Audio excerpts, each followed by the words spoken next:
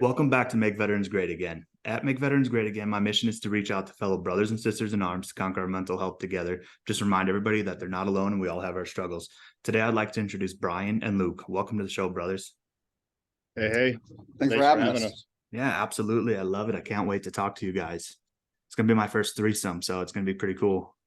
That was going to be my first question is how many times have you had, three of us on here? Okay, we're all going to be a little awkward then. I've had a couple before, so I'll help. Okay. Hey, I can't confirm nor deny. My wife listens. Okay. So what was your guys' childhood like, right? Well, first, you guys met each other before or after the military? After. Okay. So Bryon, what was your life like before the military or growing up? Yeah, growing up, the main thing I remember is single parent household. My dad was in the Air Force. Actually, we're in Great Falls, Montana. He was in the Air Force here in Great Falls, Montana. But we had to move down south. They got a divorce quickly after that.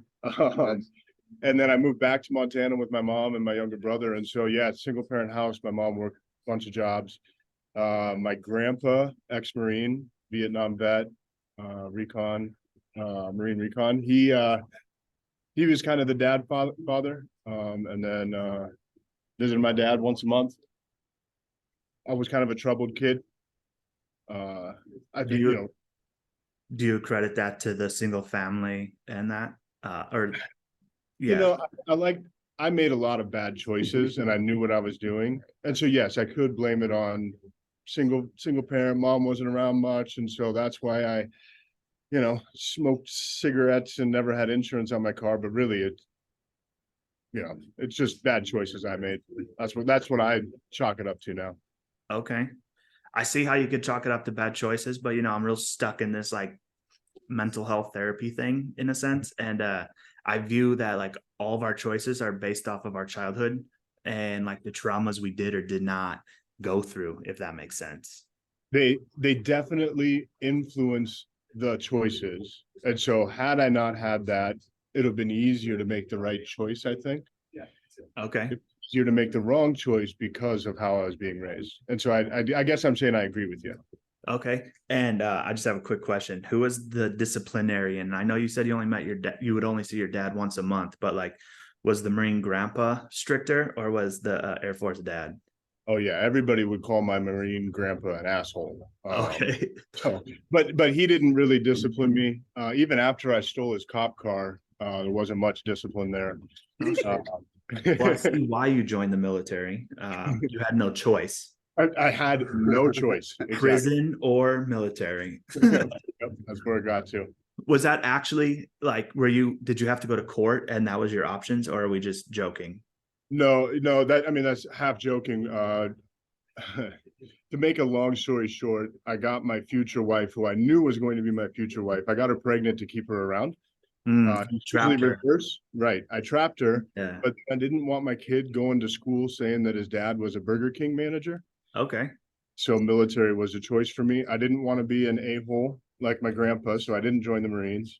Okay. I didn't want to be anything like my dad, so I didn't join the Air Force. And so I was down to Navy, and there were so many jokes in high school about Navy people that I don't think I could do that. And so Army was really my only choice, and they had the biggest sign-on bonus. And so, okay. Well, that must be nice. Getting a sign-on bonus. Yeah. A lot of people don't like me for that. Hey, man, first, who cares? Secondly, they're just jealous and envious. And I also want to backtrack a little bit. It doesn't matter if you're a Burger King manager, right? Like that's a noble job, and at least it's a job, right? Right. But you had higher expectations for yourself and your family. So I respect that. Yep. And that was me as an 18, 19-year-old, my thought process. Now, if you're taking care of a family, I don't care what job you do. Right.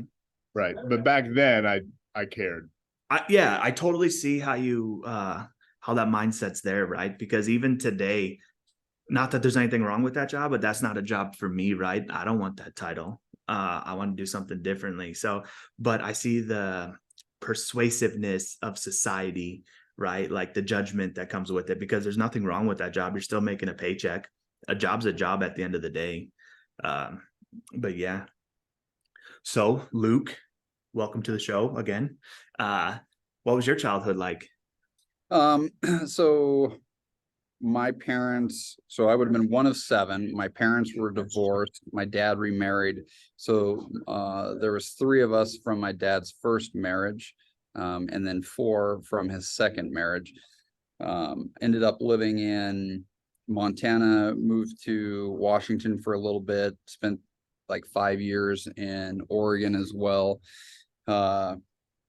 My dad's side of the family, I come from bull riders and beer drinkers and carpenters, a pretty wild group of people, actually, from the area that I live currently. So that was pretty cool. Spent quite a few summers just running around the Highwood Mountains like a little savage with all my cousins and stuff. And then the other side of my family was a little tamer. And I guess I would have gotten a little more of the, I don't know, I guess the Christian culture, as well as, you know, living kind of more in an urban environment, essentially, a little bit. So both sides of the family shaped me, and I spent quite a bit of time, obviously, with both of them. Then I was in high school. I was also kind of like Bryon, definitely liked to get in trouble and push the envelope. Well, you were just chasing attention with 7 kids. So I see why you were a troublemaker. Yeah, maybe. I was the oldest. Yeah, So I definitely had plenty of attention and had the responsibility to take care of my brothers and sisters. So it's more just me being a shithead. And you know, some of us rebel. So yeah. and then so I end up in high school and end up graduating. I was fortunate to do that. Enjoyed my time in high school. And then 2 years later, I ended up getting my wife pregnant. She would have been a senior in high school. So right around the time that the show Teen Parents was coming out on MVP or MTV, my wife and I were living that. Okay.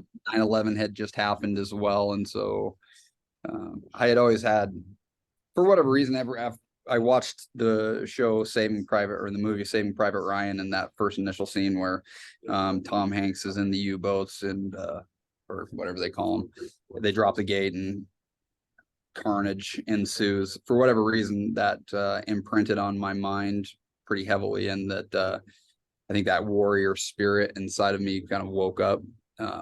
And kind of coming from a hunting background, and you know, elk meat now is really popular, right? Like that's a thing now, to go out and kill elk and shit, and that's awesome. Thanks, Joe Rogan. My whole life, that's out of necessity. My dad has killed elk and deer, and same with my wife and her family, you know, so it's really no different for us. But you know, when 9/11 happened, that also was kind of a wake-up call, or just a calling inside internally. And then having my son Hayden born was the best thing that could have ever happened to me. And then convincing my wife to marry me would have been, you know, equally as awesome. And so then, yeah, it was onto the roller coaster of 3 deployments. So did you both get married before you joined the military? I did not. I was in the Marine Corps for 4 or 5 months. We got married 3 weeks prior to my first deployment. Okay. So, You yeah. just wanted the money at that point. No, I'm just kidding. I'm just And kidding. I wanted to have a proper shindig before I went and possibly died, I guess. It was a hell of a party. Yeah, that's good. Yeah. When you told me that you were around bull riders and construction people, I was like, you have to be a Marine. Like, it just makes sense at that point. Everything else would have been Cousins that boring. are crazy for me, but yeah. Yeah. Yeah. So how was joining the military, being young, dumb, full of substances, and trying to have a family? That Was, you know, that. So the day I left for MEPS, you know, again, talking about moments that imprint on your psyche and like your spirit, the day that I left and had to leave Jill and my son. That was a defining moment in my life, like that. I mean, obviously you've signed the paperwork at that point, but you haven't left. So you could still bail if you wanted. And it was everything inside of me that I didn't want to leave, but knowing that I needed to provide for, Jill and Hayden, it was the hardest decision in my life. And so every day I look back, I'm grateful that I had the strength and courage to do that. But yeah, so then, like I said, the roller coaster was, join the Marine Corps about 8 months later, deployed for the first time.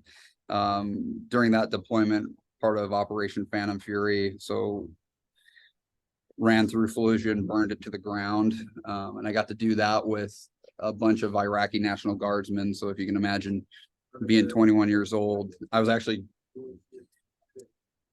appointed as a squad leader too. So I'd been in the Marine Corps for not much time. Didn't know hardly jack shit. First time I was, in a combat theater. Then I get made squad leader, and now I'm running through Fallujah with 3/4 of my squad Iraqi National Guardsmen. So the communication hurdle that existed, barrier. Massive barrier. I was fortunate enough that I had a tactical language school about a month long before I went and did that. So I was fortunate that I had that. So I had a little bit of the linguistics down. So, but then the other piece was just trying to, being young, leading a couple young Marines who were then in charge of a bunch of Iraqi National Guardsmen who had zero reason to believe in any type of like initiative. You know what I mean? Like when you get over to Iraq and you start working with those folks, they've been oppressed for so long that for them to buy into some type of, I guess, what is the word? Buy into like an ethos or even into that kind of warrior mindset to go out and defend their country for themselves just didn't exist, so it definitely made for some challenging times, So then in my first, I was our battalion's first Purple Heart. So my first combat patrol ever, I had an IED detonated on me about 2 feet away. And I was tail end Charlie, blew me up. That was a real treat. And by the grace of God, I'm still here. Didn't get shipped home in 3 different body bags. But then it ended up leaking out to some people, my family, and somehow it had gotten out that I was killed. So then my wife, my town, thinking that I'm dead. So then that kind of, reason I bring that up is for my wife back home with my son going through this kind of chaos, that was just deployment 1. Yeah. Right. So that was just kind of to highlight what. And your wife was going through postpartum probably, huh? Oh, right. Not that she was depressed. I'm not throwing that out there, but it sounds like your baby was Hayden 1? Even 1 yet? Been 1 yet? Yeah, he would have been 1 at that time. Yeah. Okay, but still, because you were gone though, you were at a lot of training for the first year of your child's life, right? So like she was doing it by herself, and then now she's like, oh, I actually have to do this by myself. That had to be terrible. Well, and my wife is a warrior as well, as much as, and I know that there's obviously we always talk about spouses and that, but I mean, it couldn't be truer with my wife, right? Like having gone through that and then 2 more deployments. And there's at one point where we're living down at Camp Pendleton. She's all by herself. Now we have 2 children. She's going to school. I'm on deployment. She's taking care of those kids all by herself in a different state. So, I wouldn't be who I am if it wasn't for my wife. And we're still married to this day. And so, and we have now. Congratulations. That's amazing. Bryon, are you still married to your wife? It's amazing. Luke and I have realized this, having become friends over the last little bit here, how similar our story is. And so I went through all my training, Army infantry, deploy. I didn't connect 9/11 with joining the military in my brain. And so none of that made sense until I was leaving basic training, and they're like, hey, you all are going to deploy to Iraq, like as soon as you get there. So from Montana, moved my wife down to Georgia. And then 2 weeks later, I was off to Kuwait, actually sat there for a little while, but on the initial assault in. But I didn't earn a Purple Heart with mine, but I did have a grenade go off a couple feet from me. That's why I wear hearing aids. I'm pointing to them for you to see on the video here, but anybody listening, I got hearing aids in both ears while we assaulted the Baghdad airport, and my wife's raising a 1-year-old on her own. And so our similarities, by my second deployment, we had 2 kids, just like, and then I now have 3, and yes, we're still married. And so the story is just, you guys need a military achievement medal for that, right? Because the amount of I agree. relationships, especially because you guys both started your marriage young before the military. Well, not your marriage, but your relationship and the baby making, right? Right. As we're still young before the military. And then I think I can count on 2 fingers how many people I know with this story, and I'm talking to them. So that's pretty cool. What would you guys attribute to having a successful relationship, marriage, while being successful in the military? Because we all know how bad those things usually end up with a Jody. I think the one that actually will get you with the Jody is actually the one that helps you build a relationship the best, at least on my end, is trust. Okay. And so you don't get a lot of communication, especially when you're deployed. I would say communication is the most important part, but that's almost impossible. And so without that, you just have to trust. But that's usually what people do, and then that's why they run into some problems. So were your wives like your high school sweethearts as well then? Yeah. Right. Yep. Okay. So you guys got like the true American story, huh? Damn right. Yeah. The only thing that's missing is a coal mine. Started in the coal mine community.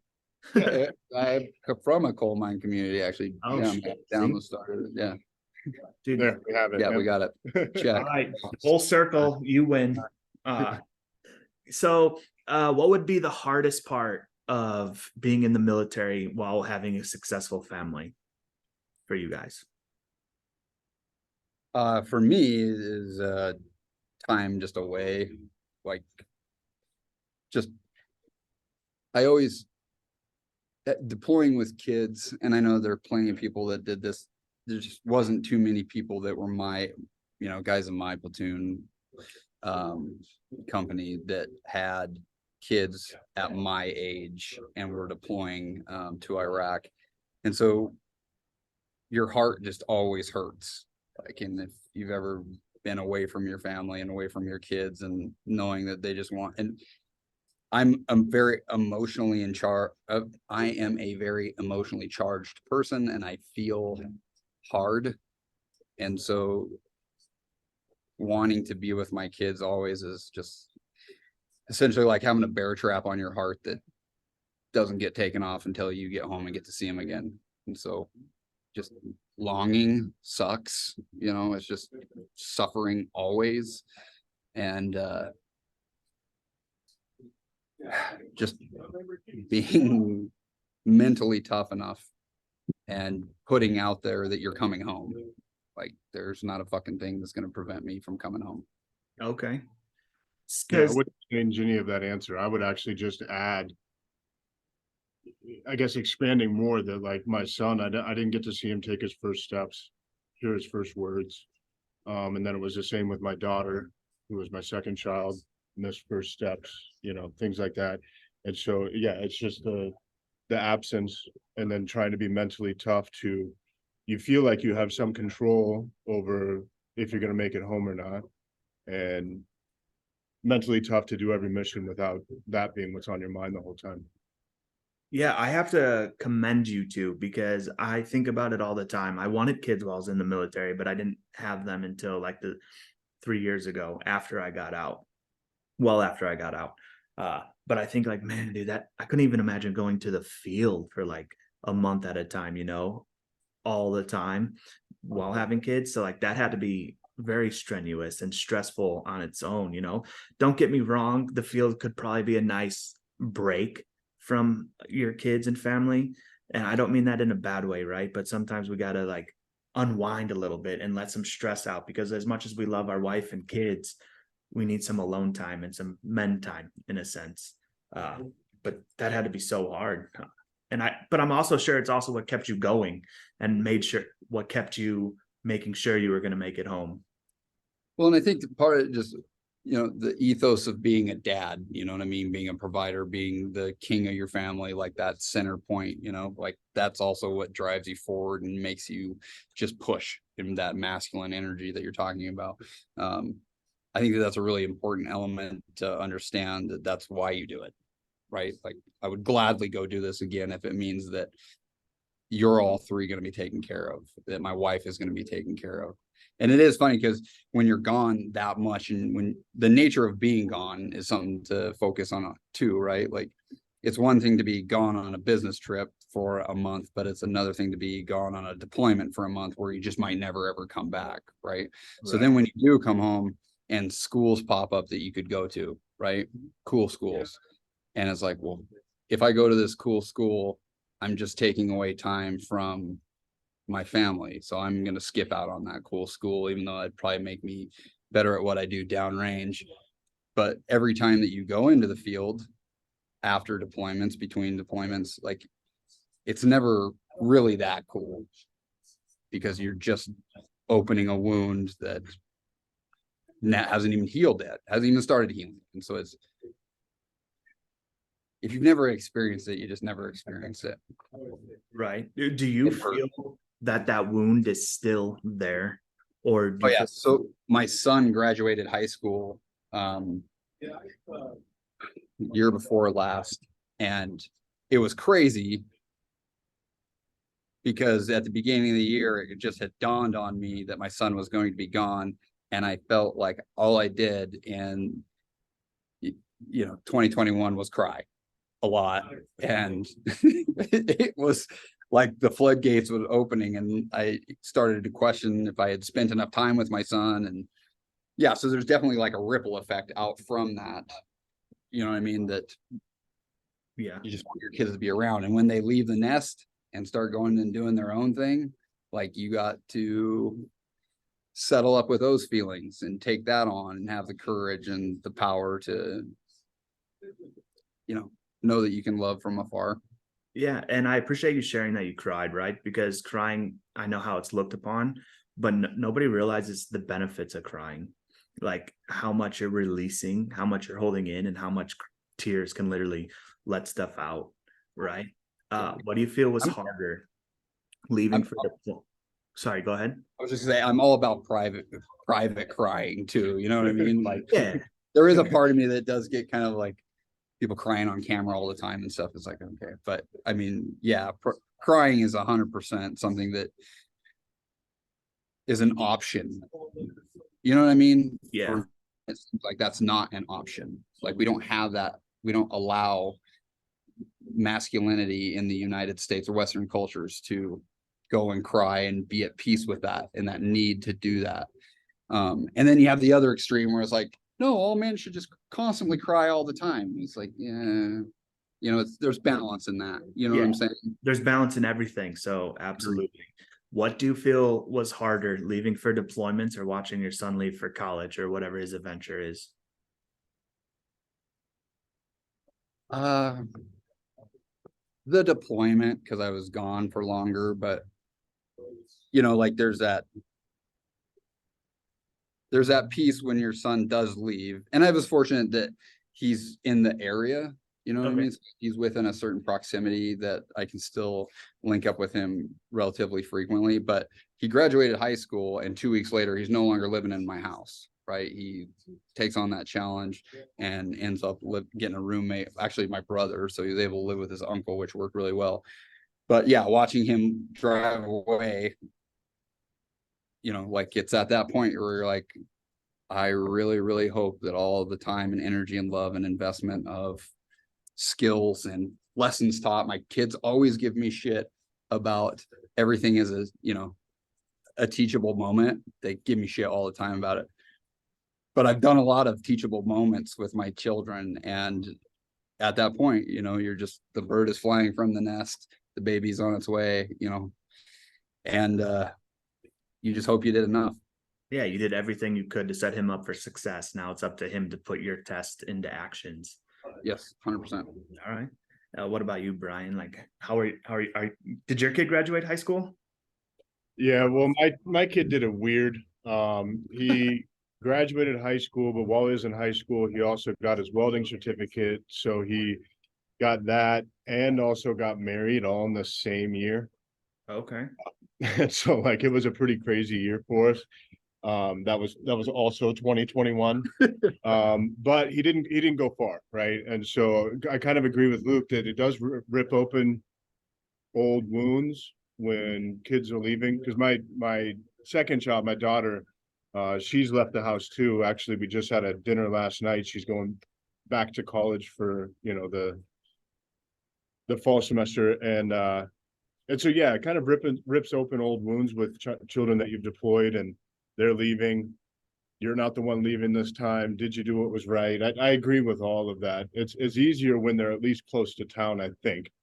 But I would also agree with Luke that it's harder to deploy because there's some unknown there, you know, when you're deploying, for everybody involved.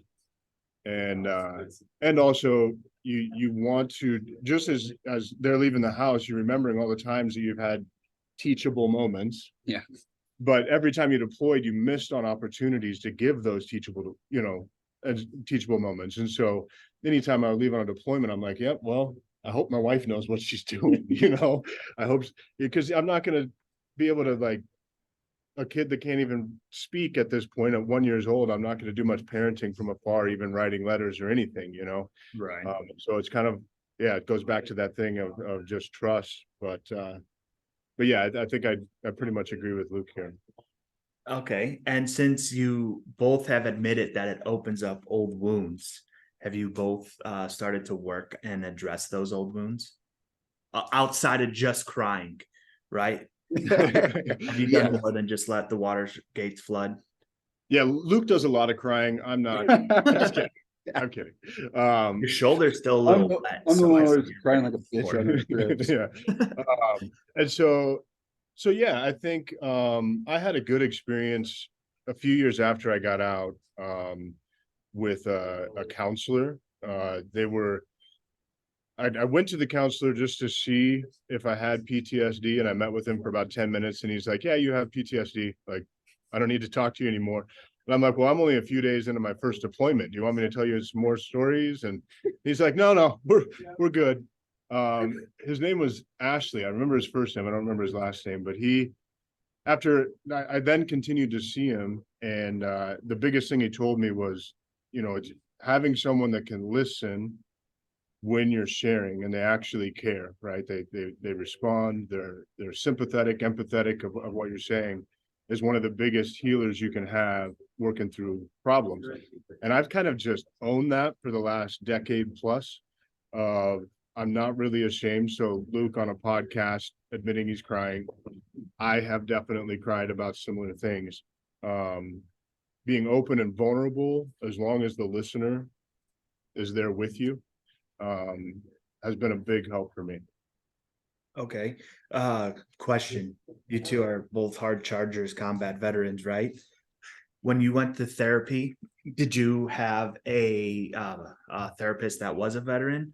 Was that a struggle with you if they weren't a veteran? Can you touch on that at all? Yeah, actually, the two therapists I've seen have both been named Ashley. The first one was a guy. He was not a veteran, but the way he opened up talking to me was, I've counseled with veterans, I've counseled with police officers, sheriff department, you know, EMTs. He's like, I pretty much just specialize in, you know, this kind of counseling. And then he said, I also have a counselor for secondary trauma that I'm enduring, you know, just listening to these stories. And that made it that I didn't really question it. Well, then the VA changed my counselor without asking me, or, you know how that happens sometimes. And I went for my first meeting with Ashley number 2. I don't know if gender really matters, but she was a female. And I had to start all over from the beginning, and that wasn't super easy. And she didn't really respond to much of what I was saying, telling her the same stories I told the other Ashley. And so neither one of them were combat vets, but it's how they reacted that affected me. And so I never went back and saw second Ashley. Okay. And so I don't know for you, Luke. Yeah, so my first counselor, his name was Jim Clemenson. And while I was working as a VA work study, while I was going to school, I was working at the local vet center, and I was never going to do counseling, and we're just bullshitting and making fun of him because he was Army and I was Marine, so we were just always talking shit to each other. And he convinced me that I needed to talk to him, and just at least start a claim, and so I finally listened to him and we started talking. And similar to what he was saying, I just told him a couple things, and he was like, well, you definitely got PTSD, right? And he didn't have combat experience, but he had the military piece, which made the communication.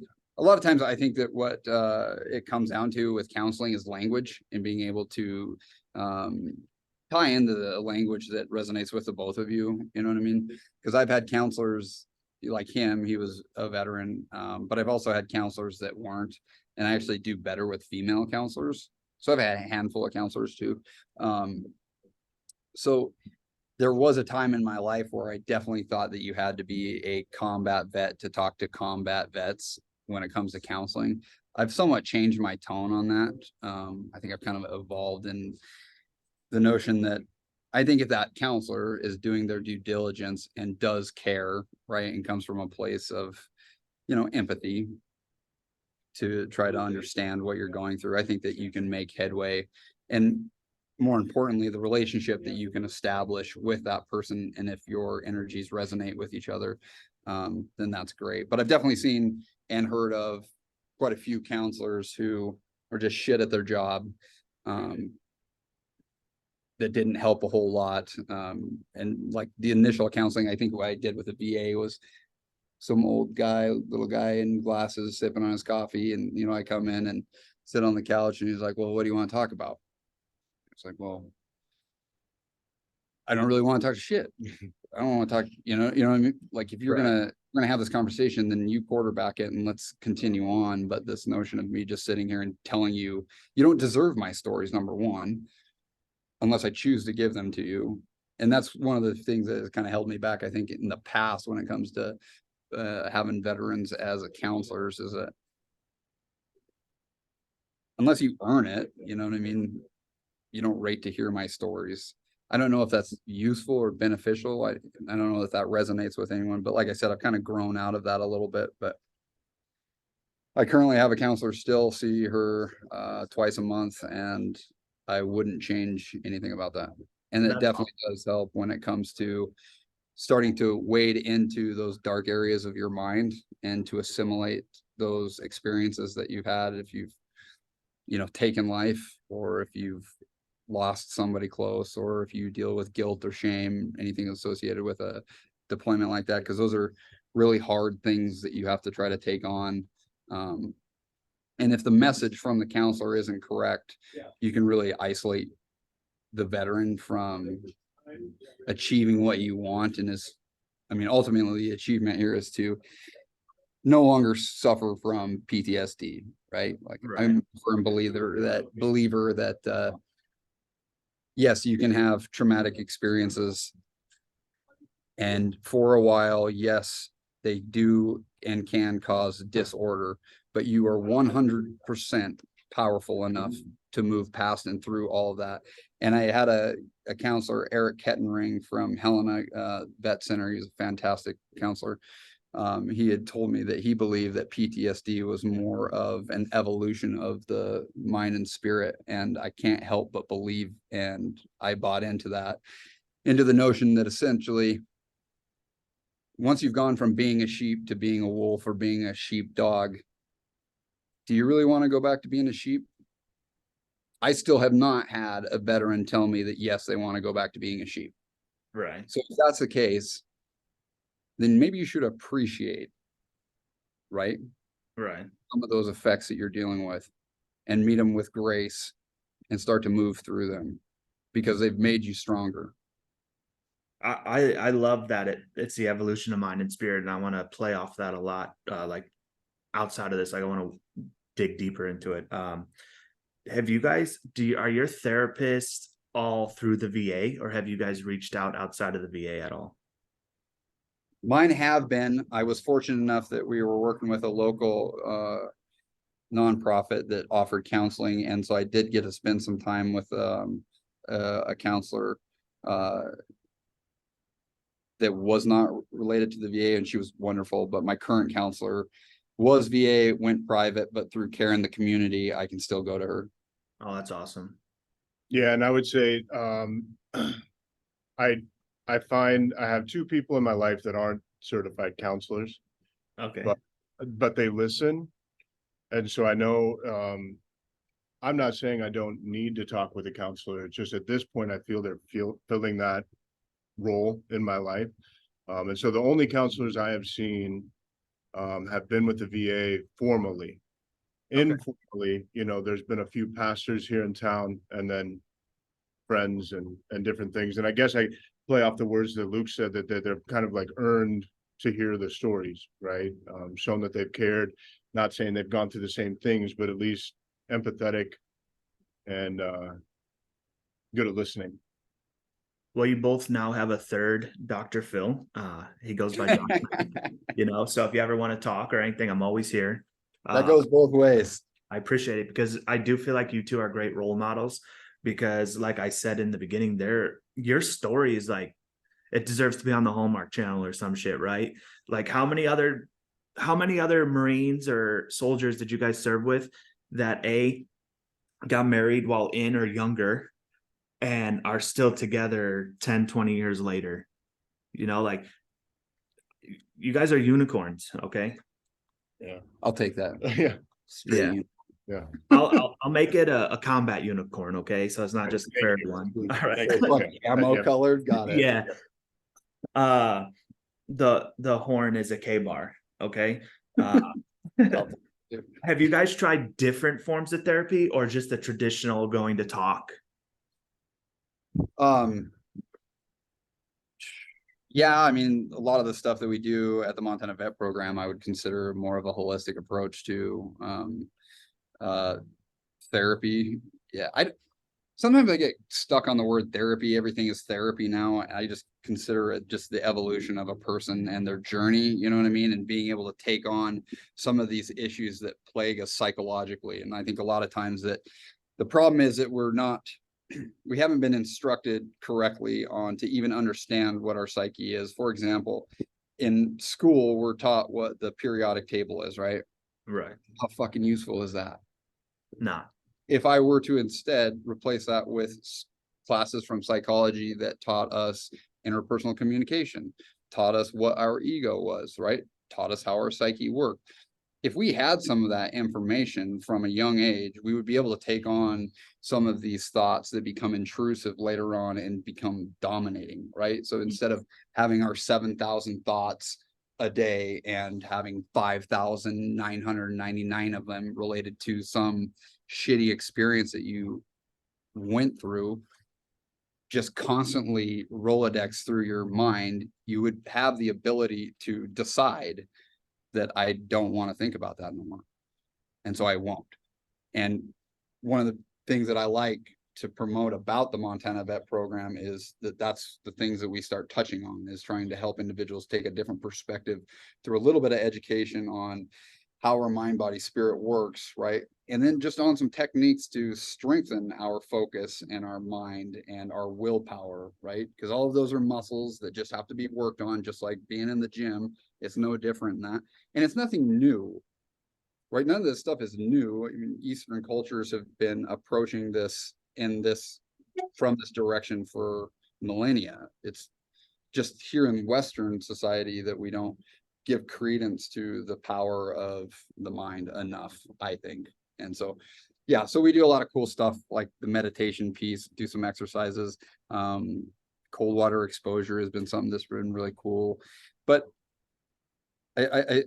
I can't help but think that, starting to understand how our mind works and then being okay with giving ourselves love is one of the first things that we need to start working on.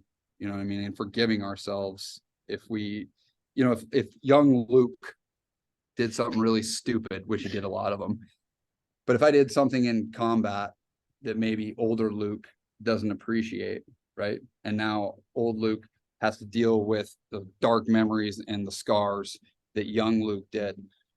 I'm not going to get very far if I never forgive myself, right? And, almost like mechanically, there's not a single cell in my body that is the same. All of young Luke's cells died off years ago. I'm not even physically the same person that I was then. So why am I holding myself accountable for the things and the decisions that I made back then, especially when I was operating on the notion that those guys are bad, so go kill them. Right. Our side is good. And I'm 21, my testosterone levels are through the fucking roof, right? And now I'm just been given an M16 and I'm going to go be a warrior and kick ass. As you should, if you sign the papers to go be Marine infantry, you should 100% take that to heart, and you should do that because you're a goddamn man. Right. However, fast forward 20 years later, how do I get to a place where I can make peace with what was done there if that plagues you, right? And so there's a lot of things that we can talk about to help individuals look at things a little bit differently to help them move past that. And a lot of that takes a lot of you have to dive into yourself. Yeah. And most people don't know how to do that. They don't even know that that's a thing. Right. I am actually learning that myself currently. The most recent thing I'm doing is looking in the mirror, or whether I'm driving and looking in the rearview mirror, or I'm at home, but I look myself in the eyes and say, like, I love you, I love you, I love you, I love you, like over and over again. And man, at first, I've only been doing it for about a week now. And I was like, I love you, I love you, I love you, I love you. Like let's get this stupid shit over with. Right. And then I do like 10 deep breaths, 10 or 20 deep breaths. And it like, it's supposed, according to the clip I watched, it's supposed to like change your neural pathways and like reprogram your brain like that. Right. But I have noticed a huge difference. And I'm also working on like, I love you, like slowing down and actually meaning it. And then like talk, like you don't necessarily have to say, I love you, I love you, I love you. Like if you want to say like, I love you, bro, I love you, bro, I love you, bro. Like that's how you talk. That's how you talk. But you got to know, you got to recognize that you love yourself, because deep down, everything is about you and nobody else, right? Like your wife, you could come home from a day and your wife comes at you and you're like, I don't want to deal with this shit. And you blow up. That's not because of your wife. It's because of your actions and how you got triggered. So I am recognizing that for myself. And I'm like, okay, my wife's overwhelmed. So this is why she's coming at me like this. She still loves me and she means well, but right now she's just not thinking straight. She needs clarity, help. She's like, we have a 4-month-old. So she's home with the babies, the 4-month-old and the 3-month-old. And then we also have a 10 and 15-year-old from her previous marriage, so she has a lot of kids and a lot of responsibilities, but I need to recognize like those feelings are her feelings and they're not me. So I should not allow hers, yours, or anybody else's emotions and reactions to me to trigger me and take me out of my zen and peacefulness. But dude, I tell you, when I get out of that zen, hell no, because when I'm in the heat of it, I'm like, okay, take deep breaths. Okay, go try to smoke some medicinal marijuana, right? Go try to do something else. But then I'm like, I don't want to fucking do that. I just want to crush it. Like I just got the anger and rage inside me. So I also recently have decided to find God and what religion looks like to me. And Wednesday, I had a podcast with a great dude. And he told me, like, if you go out and exercise, like when you're fighting your demons, you're actually exercising your demons. And so what he does is he starts to pray and release everything to God. So I've honestly only tried that yesterday, and it seems to have worked for me, right? I want to keep going and I need more research and trial and error, but it definitely helped me. And I've noticed I was able to respond a nicer way to my wife, allowing her to come back down. So the balance is all you, even though you want to blame everybody else. Every fucking eye that's looking at me, don't forget you still got 3 fingers pointing at you and one at God, right? I just made that up, so feel free to use it. That's pretty good, dude. Off the top. Hey, how awkward was it when you stared at yourself in the mirror the first time and told yourself that you loved you? It's still awkward. It's so Still awkward. awkward. Like I like doing it when I'm driving because you can only see like this much of you. So I'm like, okay, at least I'm looking in my eyes. But I was like, this is fake. I need to make it so I can see myself, right? Yeah. But yeah, it's awkward. But it's definitely needed because self-love is what's going to get you through everything. Because if you don't love yourself, you're not going to love anybody else, and nobody's going to be able to love you because you don't know how to accept your own love. So how can somebody else love you? Yep. 100%. Yeah. So let's dive right into the Montana vet program. Yeah. So you just kind of what we do. Yeah, tell me whatever. Do your elevator spiel. Yeah. So since 2016, the Montana Vet Program, we've been taking groups of veterans into the backcountry areas of Montana in order to promote healing through camaraderie, physical activity, tough-minded healing. And at the center of our program is our pig egg. So I was part of the scout sniper community in the Marine Corps.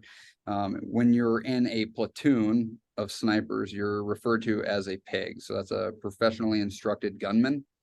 Then once you go to school and pass it, you become a hog, which is a hunter of gunmen, right? When you're a pig in a platoon or in school, you'll get what's called a pig egg.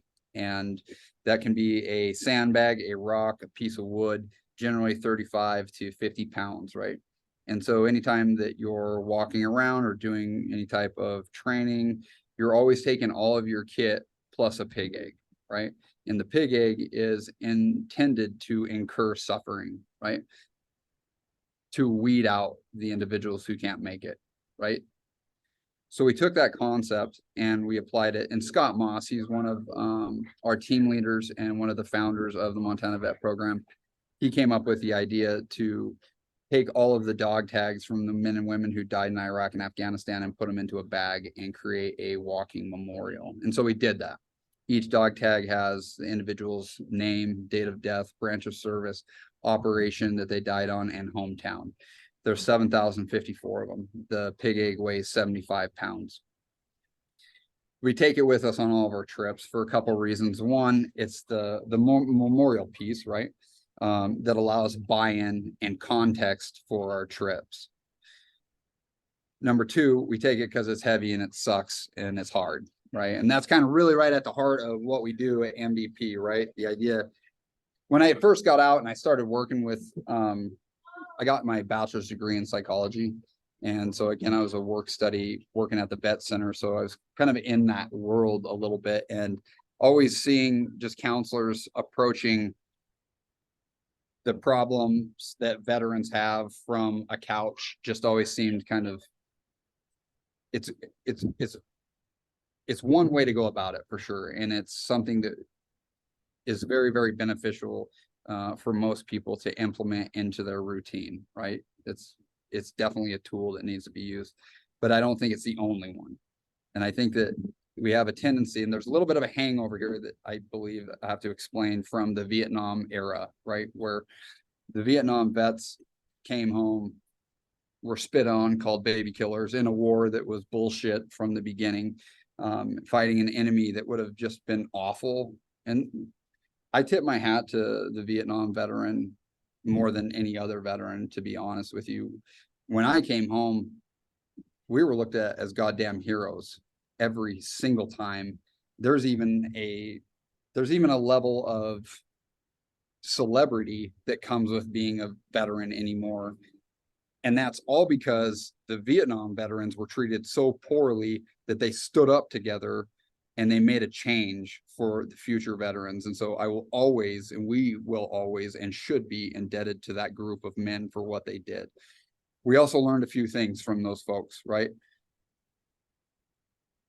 If you're going to come home and climb into a bottle of whiskey as a way to deal with your demons, all you're going to do is feed them. Yep. You're not doing a goddamn thing to move forward. And it's not their fault. During that generation and the generations before them, they sure as hell weren't talking about being okay with crying, talking about help, self-love, nor would a man give another man a hug ever, because that's just goddamn man shit from that Right. era. But they don't do that no more. And they didn't really have any type of coping mechanisms that would allow them to move forward. And these are generalizations for sure, right? I'm Right. certain that there are individuals that were able to move through what we would call PTSD and become fine. But as a hangover from that, you would see veterans, I know, and have got to work with quite a few Vietnam veterans, burn through multiple marriages, right? Their kids don't get the love and care that they need. And so then the secondary, tertiary effect of them going out into the world, just like my son going into the world, but now they go into the world and now they're half cocked and they don't have that information. They don't have that love, that nurturing that they needed. And now they go into society and fail as kind of a secondary form of PTSD or just a repercussion of it. So having got to learn that we need to approach this differently, right? That's where MVP kind of comes in to allow individuals to go collectively together, right? That all speak the same language, right? And we don't have Right. counselors on our trips, and we proudly state that. Not that counselors aren't important. Again, 100, I have a counselor. We need counselors. However, we lean on vet to vet healing is what we call it. And it's really cool and not really that surprising that it occurs this way. But on our trips, it's fantastic because, you know, the first day everybody shows up and, you know, a lot of times people will come with a buddy or not, maybe not, but everybody's kind of sizing each other up, you know, because they don't know anybody, they don't know each other. And so there's, you know, a little bit of standoff, but it's about day 2, the morning of it. We're back in the mountains somewhere or on a river somewhere, and somebody cracks off like a first sergeant joke, right? And then everybody else starts cracking jokes. And before you know it, everybody's laughing, and that communication piece bubbles to the top, right? And that language allows everybody in the common experiences to start talking about some stuff. The reason we bring the pig egg is because it's hard to remind vets that they can still kick ass, that you're still a warrior, right? And even though you're not a warrior in wartime, you're a warrior in peacetime, and you can still point that warrior ethos, that mindset in a positive direction, right? That you shouldn't just sit on your couch and put on weight and watch TV and I eat feel shitty attacked. meals. What's that? You're attacking me. No, yeah. Well, again, I guess that's for you, right? I'm sorry. Yeah, go ahead. I was really listening.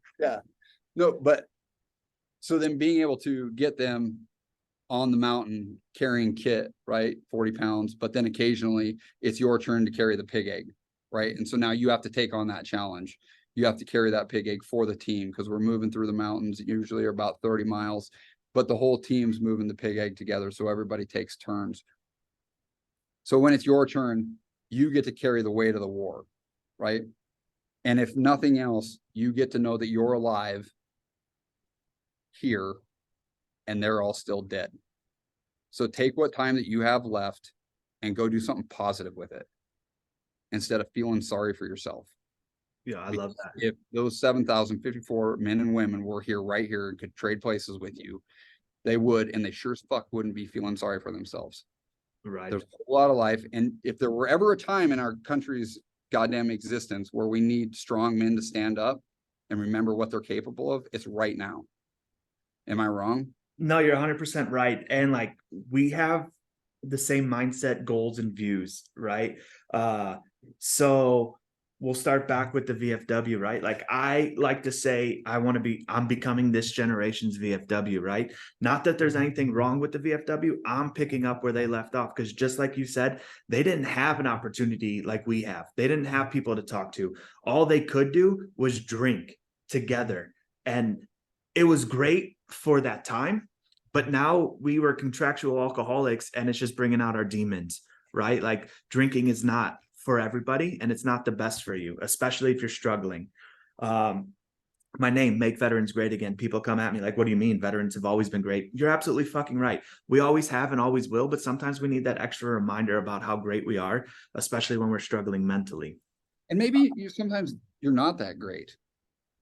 But we As a can be. You know what I mean? No, and fair enough. And I think your name is great, and I'm not meaning to attack that. That's not the intent here. Don't feel But it.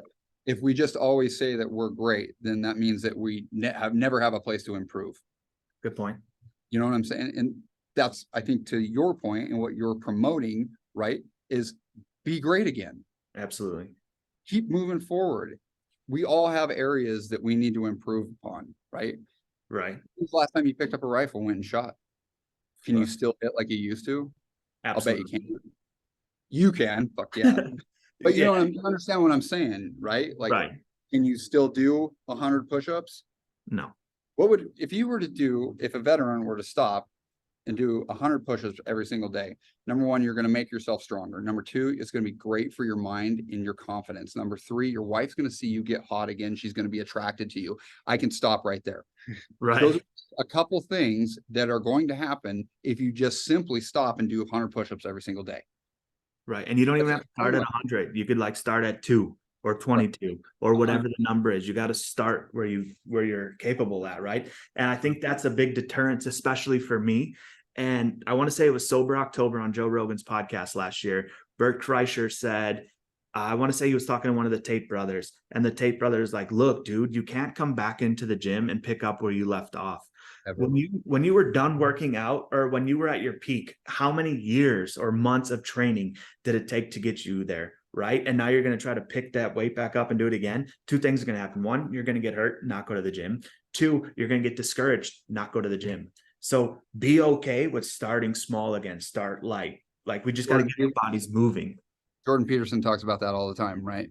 Right. Set your goal, set your bar low enough so that you can achieve. Okay. So if you haven't been to the gym for a long time, maybe it is 2 push-ups. Have the humility, suppress your ego enough to know that you suck enough that you have to start that low. And that there's actually quite a bit of power in that when you can tell yourself that you're that shitty. And accepting it, right? A huge thing is our egos, whether we realize it or not, right? We're too prideful to get on the floor and do 2 push-ups because we used to be able to do 100. So now I'm not even going to do 2. But you can, that saying, it can either be day one or one day. It's your choice. You know?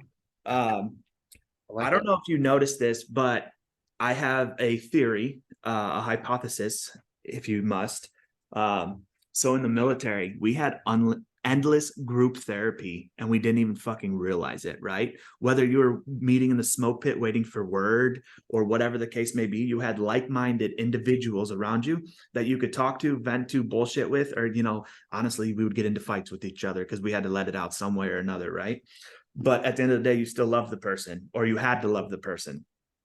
Then with your group, like you said, how you're carrying the egg and that, and like 2 days in, people start cracking jokes, but that's that group therapy again. So you don't need a therapist or a counselor or anything with you. A group of similar minded individuals trying to complete a task, that's beneficial, just trying to complete a task, right?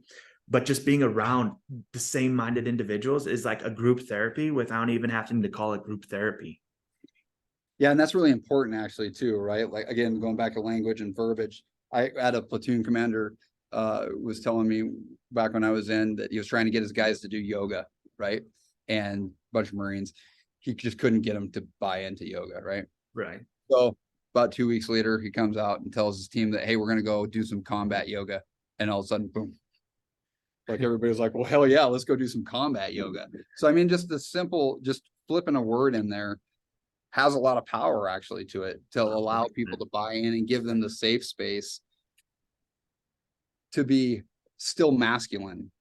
That's a problem, right? Like when you start talking to veterans, when we start, and how people have approached it in the past with the whole notion, you know, that let's be soft, talk about our feelings and all cry. Like you have to be careful with that because you will immediately bump vets out because they don't want anything to do with that, because now you're somewhat attacking their masculinity, of which society, Western society, I always call it like the John Wayneization, you know, where back in John Wayne, and you know, John Wayne, big movie star on TVs, our grandpas are watching him. They're big and tough like him. Right. Their kids, their children, nobody cries. You know, I mean, you can see where the influence comes from to where now, you know, if you start talking about your feelings, well, then you're a pussy. Right. Well, see, that's why I've changed it. I have combat crying Okay. and combat self-love. Yeah. And Okay. so when I'm saying I love you, bro, it's more of a combat I love you. Combat love. Yeah. You put some war paint on and scream. Yep. Okay. I get all camoed up, Yeah. maybe put on a ghillie suit.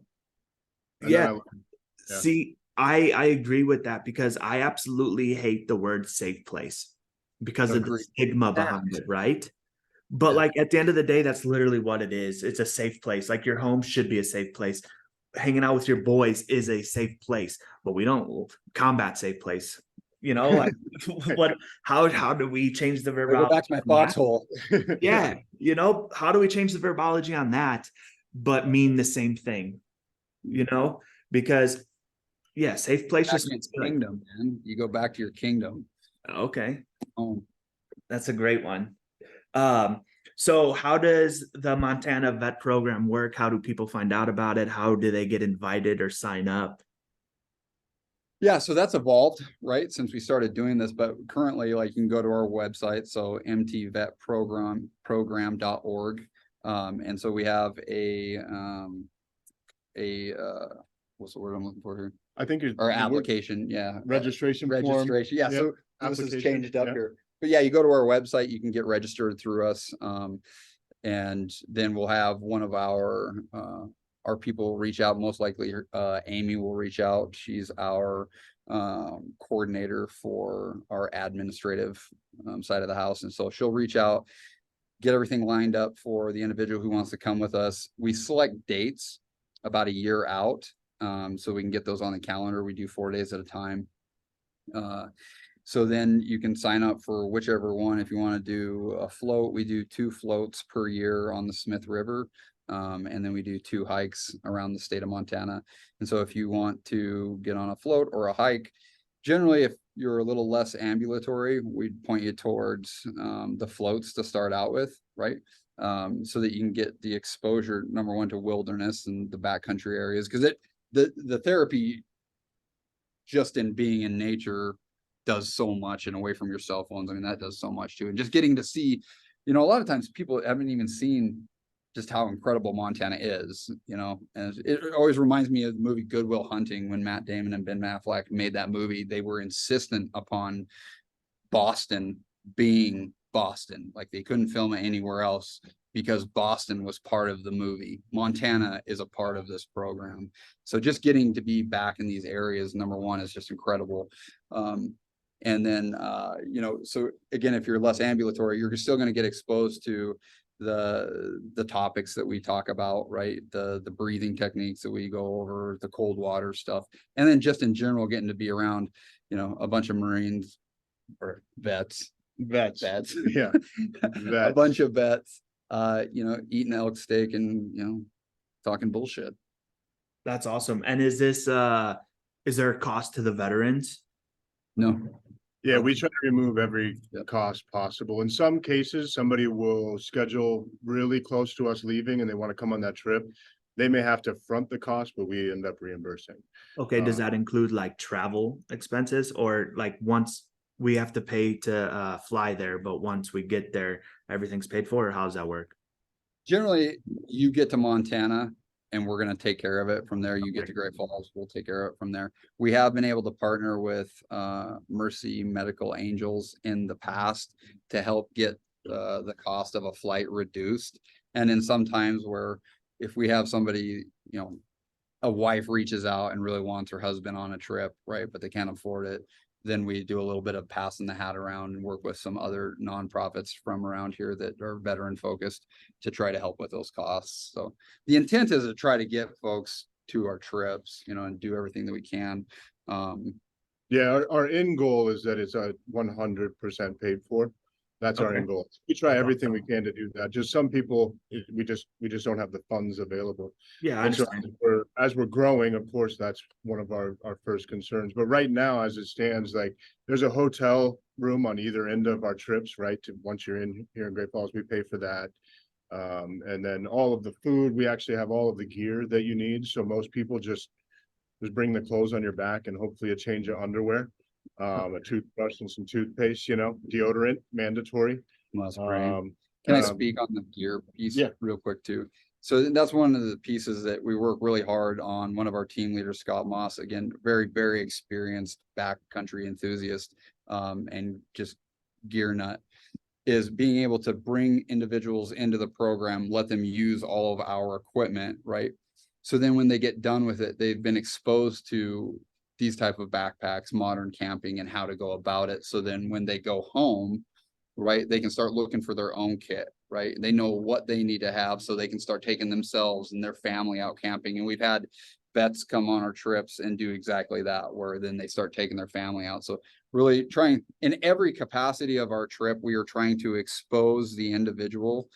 It's like a schoolhouse setup. If you can imagine that in the military, you're going to fly in, you're going to come in here, we're going to do our practical application. And every minute that you're out on the mountain, on the river, we're teaching you something new, or you're being exposed to something that you could kind of implement in your life. So, but Yeah, I just no, wanted that's to put right that there. in. Yeah.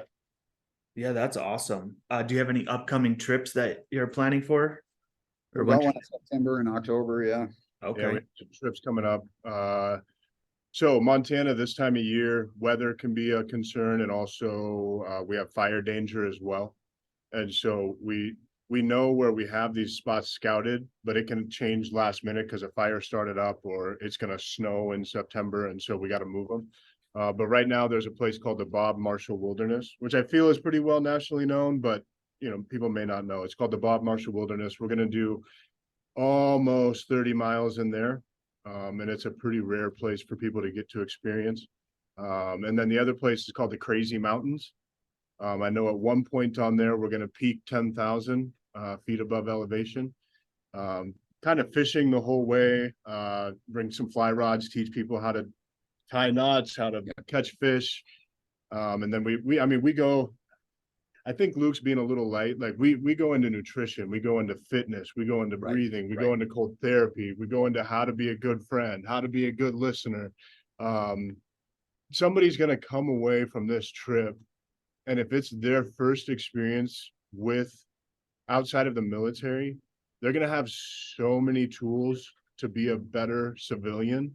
And that's our goal. We want you to, and I say civilian, but like if it's a husband or wife, if it's a father, if it's a son, whatever you're trying to be, if it's a coworker, if it's a boss, if it's a manager, we're going to give you tools to take those skills you learned in the military and not be a crutch, but show you how to use those to excel in every area of your life. And that's the goal.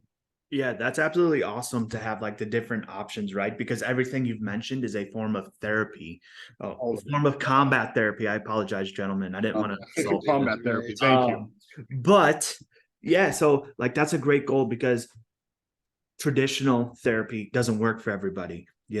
Maybe you need to take an ice bath. Maybe you need to just hike. Maybe you need to do a breathing technique, right?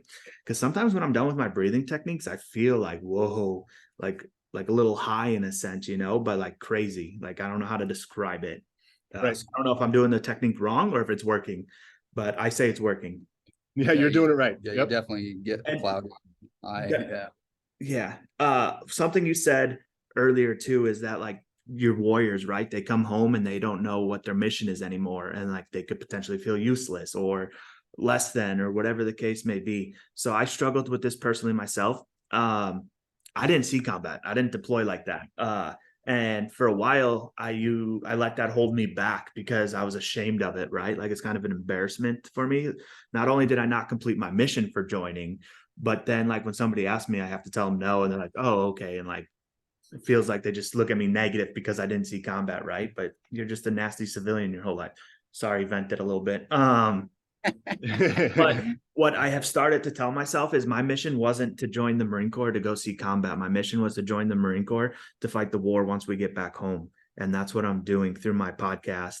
And I now host a veterans meetup in that. So I'm fighting the invisible war. Yeah. So I feel like that could potentially, gosh, that's awesome, man. yeah, that could be a potential something you could preach to your guys or your veterans when they come out there, is like, Why don't you just come on a trip with us, and then I honestly want to. I would love to figure out how to get out there, and I would love to go on a trip with you guys. Like it sounds like a lot of fun. Yeah. So and like very beneficial. You need to Google the Smith River in Montana. It's the only place in Montana that is required a permit to float down this river. And it's coveted nationwide for anybody that's like a river enthusiast and they like rafting and stuff like that. Well, our state agencies have asked us, because we have a reputation, have asked us to go on those trips so that we can help clean up campsites. We dig new latrines, different things like we're helping with conservation, ways, yeah. right? As we're doing it. But the cool thing is as you're saying, you don't know what your mission is. Well, we give an op order before you go. And so this feels like a mission. And then we do an after action review when we're done, so we know how to improve later, right? Very similar things, whether you went to combat or not, you're familiar with, training and how that goes and what a mission looks like. And so this is just another mission. And then hopefully we're giving you more missions in life as you push forward, to be whatever it is, a better self, a better husband, better father, as I've already stated. And so for you, this is a really easy way for us to explain how to join up. What we need you to do, Josh, is go to our website. You're going to fill out a registration form. And the biggest piece right now, I might even have a warning on the website, but Amy's going to call. You got to return her call. Yeah. Return Amy's call. But, and then when you talk to her on the phone, you're not registering for a trip. You're just registering with us. Okay. When you talk to her on the phone, she's going to figure that out, which trip is going to be best suited based on, your availability, but then also your fitness levels, your mentality, when what's going to work. And so that's what I'd recommend to you or anybody listening, is just go fill out that registration form and get on the list, because our goal is that this program in the next year is going to be a lot harder to get on the list. Right. Okay. And so I would get on right now. That's awesome. Yeah, I'm definitely gonna have to sign up later today for sure. But what I like what you're doing is, so like yours is, I started to partner with a dispensary out here in Arizona, right? Everything does not have to deal with cannabis. Like that's just a portion. That is a tool that if you're willing to use it before you start a Glock, fucking suck on a joint or something, right? Like try every aspect to save yourself before you take that ultimate sacrifice. But while I used to just stand in the lobby before I started to record my podcast, like promoting and advertising who I am, what we're doing together and that, but I really realized how much everybody needs mental health help or support, right? Not saying that everybody's struggling, but everybody could benefit from having somebody to talk to and have support, right? We could take this program and replicate it for firefighters, for police officers, for nurses. We could 100% do it, and it would do the same thing. Well, I'll talk to you about that off air. I have VPF, so just remind me about that. But what I'm saying is I'm opening mine up to the public now, right? It's going to be veteran led and veteran focused. So just like when you're on an airplane, right? I always call it gas mask, but when the oxygen mask drops down, you have to put it on yourself before you can help others, right? So let us as veterans collectively put it on ourselves first. Now we have a footing. Come on, let's rebuild the community, because if we stay in a niche, we're segregating ourselves, right? We're only showing how we can relate and open up to veterans. So let's start trickling in the community members.